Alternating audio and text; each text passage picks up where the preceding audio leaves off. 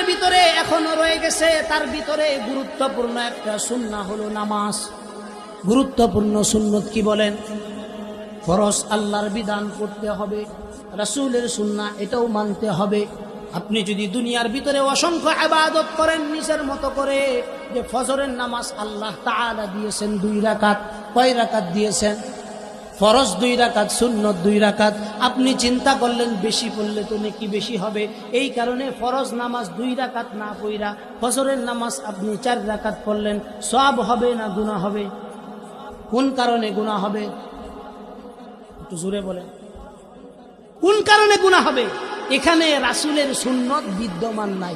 সবাই আমার সাথে বলেন, কার সুন্নত বিদ্যমান নাই?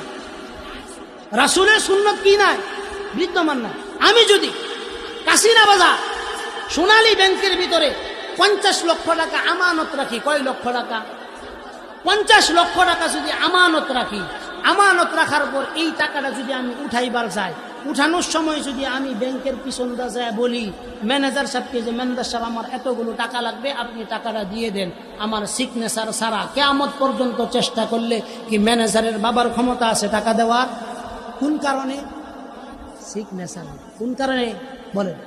কার সিগনেচার নাই? আমার টাকা আমি ব্যাংকে থইছি, অথচ আমার সিগনেচার ছাড়া এই টাকা উঠানোর কোনো কি নাই, সুযোগ না। তো সিস্টেম ছাড়া আপনি ব্যাংক থেকে 1 টাকাও উঠাইতে পারবেন।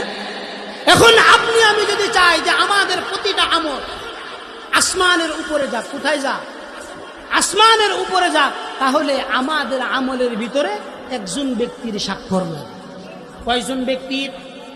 সেই ব্যক্তির নাম সবাই জানেন তো? নাম কি বলেন?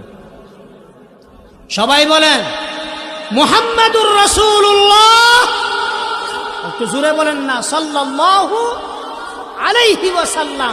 তার সিগনেচার যতক্ষণ পর্যন্ত না হবে, আপনি মাগরিবের নামাজ 3 রাকাত, আপনি চিন্তা করলেন যে আজকে 3 রাকাত পড়বো না 4 রাকাত পড়বো, এটা কি সুন্নত অনুযায়ী হইল না সুন্নতের খেলাফ হইল? বলেন, সুন্নতের খেলাফ হইল।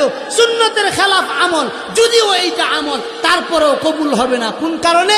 এখানে রাসূলের সুন্নত বিদ্যমান। জোরে বলেন, রাসূলের সুন্নত কি নাই? বিদ্যমান নাই।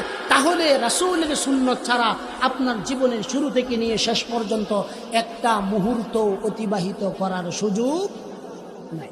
এখন আপনারা বলেন, আমরা যারা জীবনের প্রতিটা ক্ষেত্রে রাসূলুল্লাহ আদর্শকে বাস্তবায়ন করতে চাই, তা আমরা সকলেই তো এটা চাই, রাসূলের আদর্শ এই জমিনে বাস্তবায়ন হোক, প্রতিটা সমাজে সমাজে বাস্তবায়ন হোক, প্রতিটা ঘরের ভিতরে বাস্তবায়ন হোক, এটা আমরা সকলে